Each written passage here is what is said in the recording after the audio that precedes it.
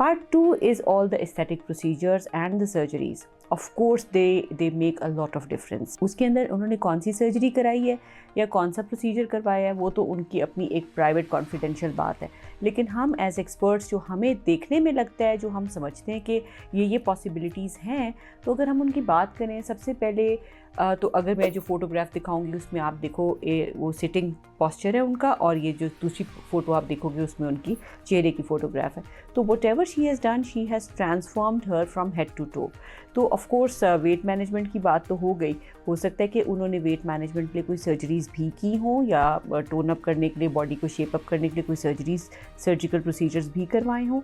इसके अलावा नोज़ की सर्जरी मुझे लगता है कि डेफिनेटली जिस तरह का शेप है, जिस तरह उसके वॉल्यूम में रिडक्शन आई है, उसकी जो हमें लग रहा है, जो हमारी डिस्कशन भी हुई है, हमारे जो बाकी लोग भी हैं वो सब डिस्कस कर रहे हैं, तो हमें लगता है कि नोज़ की सर्जरी हुई भी है। इसके अलावा आप चिन को देखो, चिन ऑगमेंटेशन है, चिन डेफिनेशन है, जॉ लाइन डेफिनेशन है, जो कि सिर्फ वज़न कम करने से नहीं आती है क्योंकि सैगिंग होती है स्किन की। तो ऑफ कोर्स कहीं ना कहीं स्किन के ऊपर भी काम किया गया स्किन लिफ्टिंग के लिए, जिसके अंदर हो सकता है कि डीप प्लेन फेसलिफ्ट करवाया हो अगर उनकी सैगिंग थी, और अगर सैगिंग नहीं थी तो फिर उनको सर्जरी की ज़रूरत नहीं थी लिफ्टिंग की।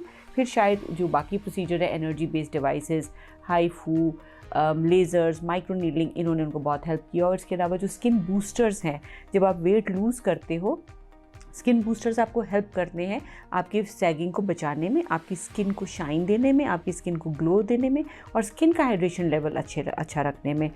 यहाँ पे मैं ऐड करूँगी कि एक छोटी सी रील में मैंने देखा था कि उनकी वालदा कह रही थी कि उन्होंने सिर्फ चाय और कॉफ़ी पी है 3 महीने। चाय और कॉफ़ी पी के आपने कभी भी डाइट नहीं करनी, क्योंकि आपकी न्यूट्रिशनल वैल्यू इतनी ख़राब हो जाएगी, आपकी न्यूट्रिशन इतनी कॉम्प्रोमाइज़ हो जाएगी कि बाल झड़ने लग जाएंगे, स्किन भी ख़राब हो जाएगी और आपका रंग भी ख़राब हो जाएगा। और कभी भी आप इसको मैं हेल्दी नहीं समझती कि सिर्फ चाय और कॉफ़ी 3-4 महीने तक पी जाए। पार्ट 4 की अगर हम बात करें तो वो है उनकी स्टाइलिंग, उनकी ग्रूमिंग, उनका मेकअप, उनके जो आर्टिस्ट ने काम किया उनके ऊपर।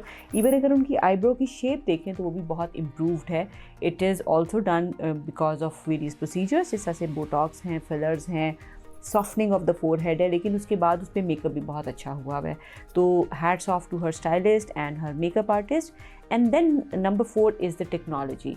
जो फ़िल्टर्स यूज़ हुए हैं, जो कैमराज यूज़ हुए हैं, जो लाइट यूज़ हुई है, जिस तरीके से एडिटिंग की गई है, तो ये तमाम चीज़ों ने मिलके हमें मजबूर किया है कि हम लोग ये तमाम रील्स बनाएं और आपको एजुकेट करें।